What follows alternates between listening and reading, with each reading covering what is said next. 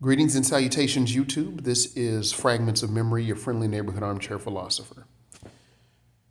Lately on the internets, as it were, or the internet as people call it, Ebony K. Williams was hosting her show, The Griot, and she had Ian Levanzant on the show, and they were having a conversation.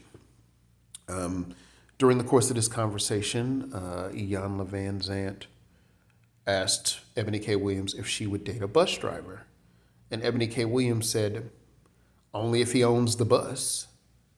And this simple comment has sparked so much discussion in the realm of black love and black relationships, about how Ebony K. Williams doesn't accept a blue collar man.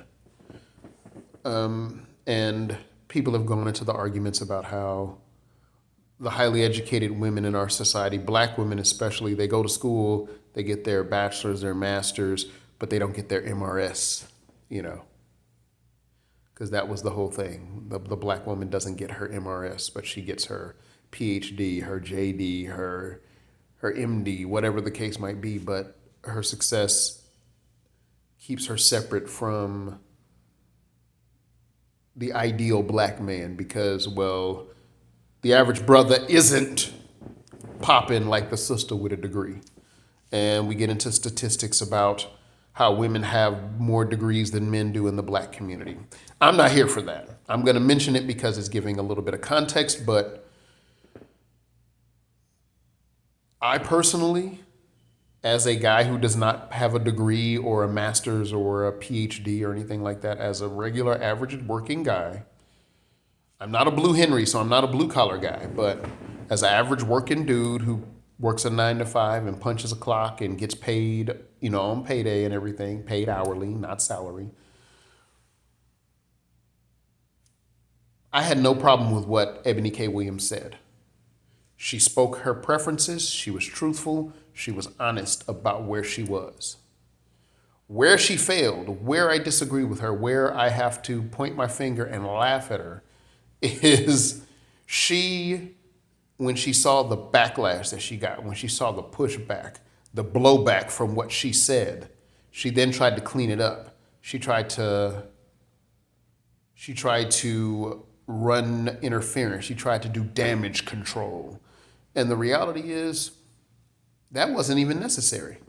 If she had said what she said in her conversation with Ian Levanzant and just kept her mouth shut afterwards and not try to fix it or pretty it up or doll it up, I'd be fine with that. I'd been, hey man, this is how she gets down. Because think about it. Hypergamy is a thing.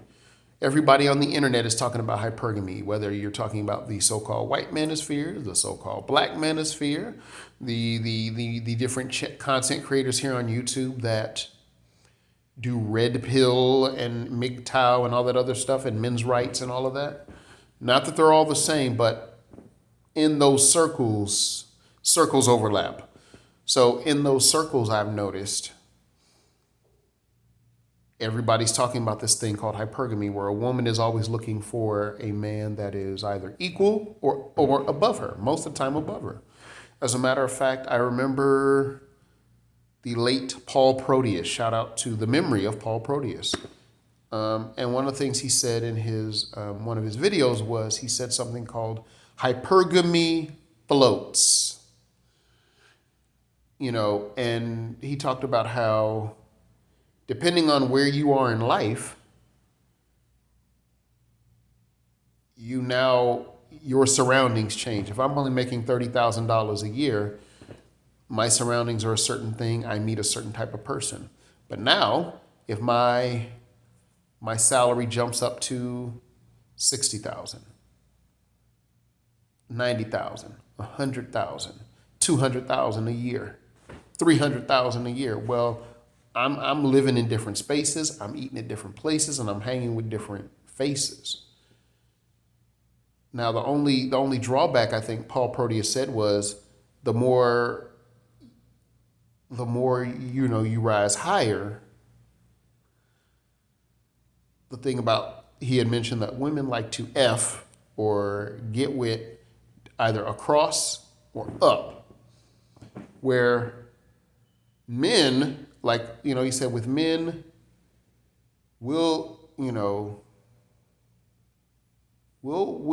F up, we'll F down, we'll F sideways. And what he meant by that was, in terms of lifestyle, meaning a lawyer can get with a Waffle House waitress. No knock on Waffle House waitresses. Some of the nicest people I've encountered have been Waffle House waitresses. But that waitress working at the Waffle House, the high-powered lawyer might actually mess with her. Not all the time, but he might mess with her. Or he might even deal with another lawyer that works in his office. But the drawback is that for women, those men are few and far between. But again, I'll take you back to your middle school and your high school years. If you noticed, girls always liked the older guys. If she was a seventh grader and that guy was an eighth grader, the seventh grade girls always liked the eighth grade guy. Or if you were an eighth grader and you happened to meet a guy from high school, women have always wanted to date up, if you will. They always want to go up. Is this a negative? I don't see it as a negative. I just see it as that. Those are the facts of life, as it were. It's the same thing with the girl liked the tall guy. The girl didn't like the short guy. The girl liked the dude that had a car.